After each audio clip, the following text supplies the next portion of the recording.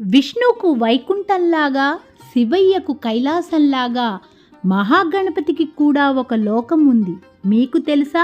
ఇక్షుక సముద్రంలో చింతామణుల ద్వీపంలో కల్పవృక్షం కింద వల్లభాదేవితో కూడిన స్వామి చింతామణి ద్వీపం యొక్క నమూనాను మీరు చూడాలనుకుంటున్నారా? ఇంతటి అద్భుతమైన ఆలయాలను మీరు సందర్శించాలి అనుకుంటే ఇంకా ఆలస్యం చేయకుండా రశ్మితో ఛానల్ను సబ్స్క్రైబ్ చేసుకోండి. అందరికీ నమస్కారం అండి. నేను మీ రశ్మితో ఛానల్కు స్వాగతం. ఈ రోజు మన రశ్మితో ఛానల్లో శ్రీ వల్లభ గణపతి ఆలయం గురించి విశేషాలు తెలుసుకుందామండి. ఆంధ్రప్రదేశ్లో తూర్పుగోదావరి జిల్లా రాజమండ్రి కొంతమూరులో ఈ వల్లభ గణపతి ఆలయం నెలకొని ఉందండి. శ్రీ వల్లభ గణపతే, జయ వల్లభ గణపతే, శ్రీ మహాగణపతే పాహి పాహిమాం. పాహి పాహిమాం అంటూ ఆలయంలో సందర్శించుకోవడానికి వెళ్దాం పదండి. ఆలయ సందర్శన వేళలు ఉదయం 6 గంటల నుంచి 11 అండి, సాయంత్రం 5 గంటల నుంచి 7 గంటల వరకు తెరిచి ఉంటుంది. మన ఎదురుగా ఉన్న బార్గేట్లు దాటి లోపలికి వెళ్ళగానే కుడి చేతి వైపున కనబడుతున్న ఈ ఆలయం శివాలయం అండి. ఇక్కడ అమ్మను అయ్యను దర్శించుకుని బయటకు రాగానే ఎదురుగుండా ఉన్న శ్రీ నంద గణేశ వనంలో ఉసిరి చెట్లు, జమ్మి చెట్లు, బిల్వ చెట్లు ఇలా అన్ని దైవక వృక్షాలను కొంచెం తల ఎత్తి పైకి చూసి వాటిని నమస్కరించుకుని ముందుకు వెళ్దాం పదండి. ఊరు చివరిలో చాలా ప్రశాంతమైన వాతావరణంలో ఈ ఆలయం ఉందండి. ఎంతో బాగుంది. ఇక్కడ కాళ్ళు కడుక్కుని ఋషిపీఠం వారు నిర్వహించే గోశాలలో గోవులను దర్శించుకుందాం. జై గోమాతయే నమః. గణపతిలో గా అంటే జ్ఞానం సూచించబడుతుంది. అణ అంటే సిద్ధికి సంకేతం. జ్ఞానయోగి సిద్ధికారకుడు ఈ గణపతి. ఇక్కడ కొబ్బరికాయలు కొట్టే స్థలంలో కొబ్బరికాయను కొట్టి మన చేతుల మీదుగా శివయ్యకు కొబ్బరి జలాన్ని అభిషేకించుకుని ఆలయంలోనికి వెళ్దాం. 2014-15 ఆ సమయాల్లో శ్రీ శ్యామవేదం షణ్ముఖ శర్మ గారు వారు సొంత ఇల్లు నిర్మించాలని తలంపుతో ఉండగా అప్పుడు ఒకరోజు రాత్రి నిద్రలో స్వామివారు కలలో కనబడి నాకు గృహము నిర్మించవా అని అడిగారట. అప్పుడు సామవేదం షణ్ముఖ శర్మ గారు ఈ ఆలయాన్ని నిర్మించారట. ఈయన గణపతి స్థపతి గారండి. పురాణాల్లో చెప్పబడినట్టుగా శాస్త్రీయబద్ధంగా ఆలయం ఎలా ఉండాలి, ఆలయంలో స్వామివారు ఎలా ఉండాలి, ఈ పద్మశ్రీ గణపతి స్థపతి గారి సహాయంతో సామవేదం షణ్ముఖ శర్మ గారు తన నిరంతర జపం అనుష్ఠానం ఈ గుడి ప్రాంగణంలో ధారపోసి 2015లో జైమాన సంవత్సరంలో మాఘశుద్ధ ఏకాదశి రోజున వేద మంత్రాల పఠనాలతో, జపంతో, తపాలతో, హోమాలతో ఎంతో వైభవంగా స్వామివారిని ఇక్కడ ప్రతిష్ఠింపచేశారు.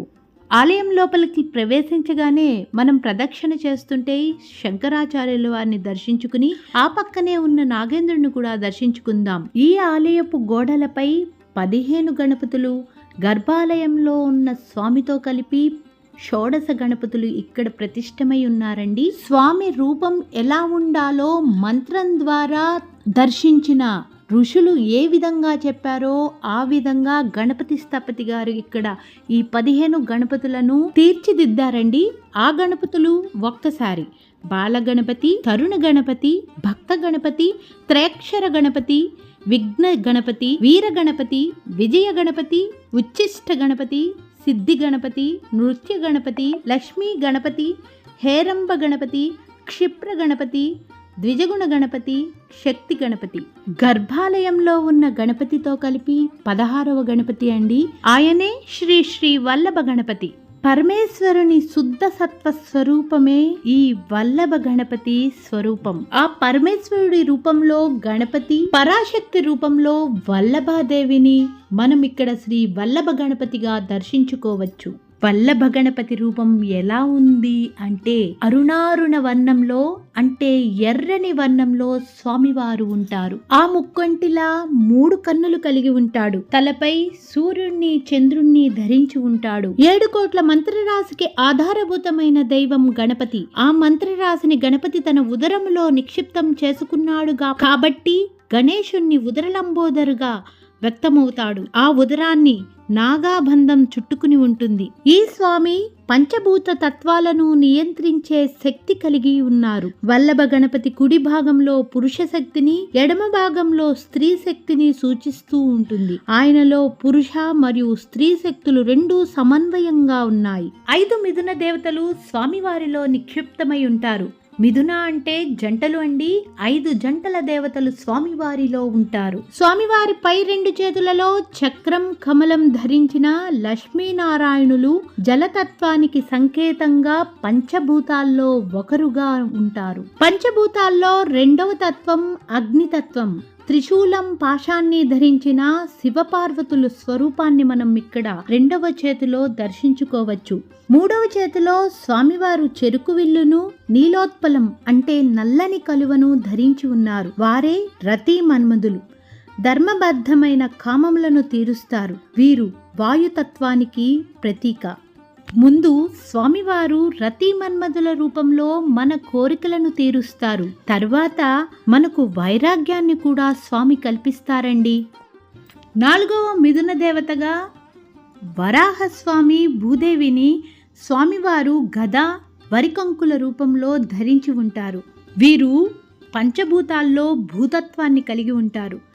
అన్నదాన శక్తిని ఇస్తారు. 4 మిథున దేవతలు స్వామివారిలో నిక్షిప్తమైతే 2 చేతులతో స్వామివారు స్వయంగా ప్రకటితమవుతూ ఉంటారు. ఇక్కడ స్వామివారు 2 చేతులలో ఒక చేతిలో బీజాఫలాన్ని పట్టుకుని ఉంటారు. అంటే ఎక్కువ గింజలు కలిగిన ఫలం. కుడి చేతిలో దానిమ్మ పండుతో, ఎడమ చేతిలో స్వదంతంతో పాటు తన వామ భాగంలో కూర్చుండబెట్టుకున్న పుష్టిపతి పుష్టిని మనం ఇక్కడ దర్శించుకోవచ్చు. ఇక్కడ స్వామివారు పంచభూతాల్లో ఆకాశతత్వాన్ని కలిగి ఉంటారు. వల్లభ అంటే ప్రియమైనది.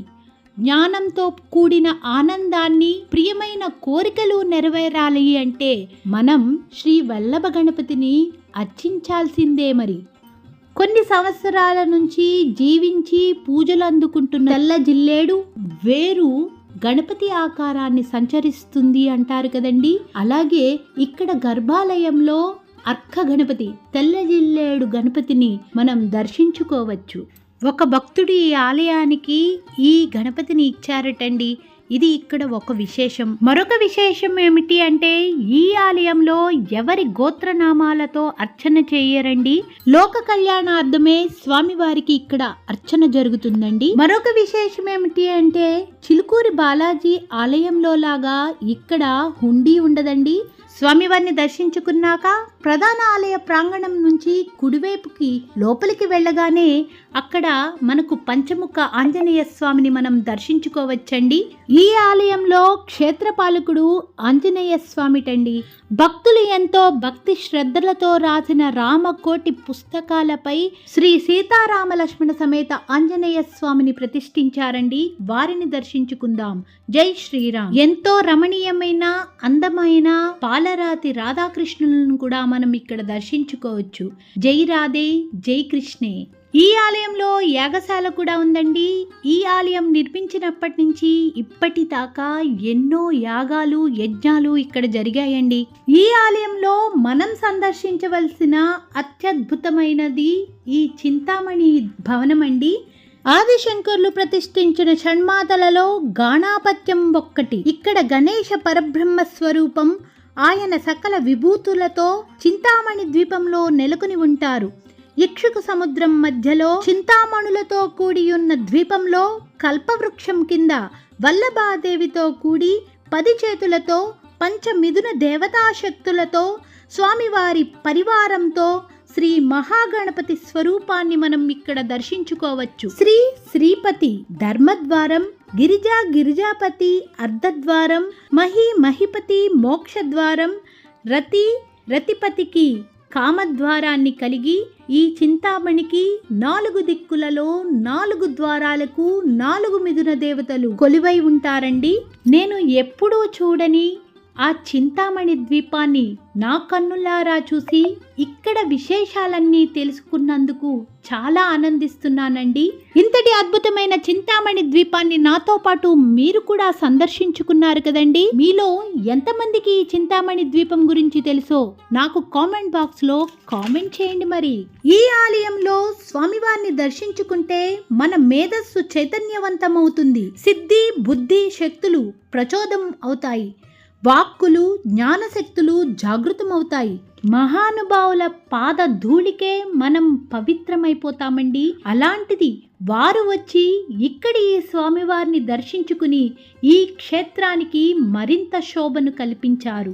అమ్మవారి ఉపాసకులు నిరంతరం మంత్రజపం అనుష్ఠానంలో గడిపే శ్రీ సామవేదం షణ్ముఖ శర్మ గారి ఆధ్వర్యంలో ఈ ఆలయం నిర్వహించడమే కాదండి, ఇక్కడ ఎన్నో జప తప యజ్ఞ యాగాదుల క్రతువులు జరిపించడం ఈ క్షేత్రాన్ని మరింత దృఢంగా మరింత పవర్ఫుల్గా తయారు చేసిన సామవేదం షణ్ముఖ శర్మ గారికి నా మనస్సుమాంజలులండి.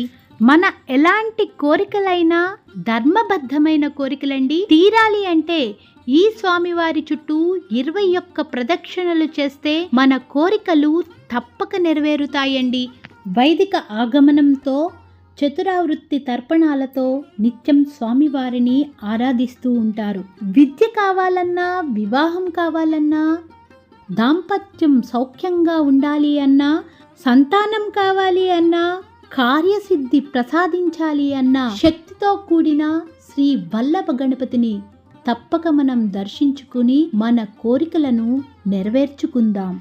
షార్ట్గా చేద్దామన్నా ఈ వీడియోను స్వామివారు ఆయన దీవెనలతో ఒక్కొక్క విషయాన్ని నాకు తెలుస్తూ ఉంటే నాకు తెలిసిన ఆ విషయాలన్నీ మీతో పంచుకోవాలని ఈ వీడియో చేశానండి. మళ్ళీ మరొక అద్భుతమైన ఆలయ విశేషాలతో మీ ముందుకు వస్తానండి, మీ రశ్మితో. నా ఛానల్ ఇంకా సబ్స్క్రైబ్ చేసుకోకపోతే సబ్స్క్రైబ్ చేసుకోండి, లైక్ చేయండి, కామెంట్ చేయండి. మళ్ళీ కలుద్దామండి. జై చండి, జై జై చండి.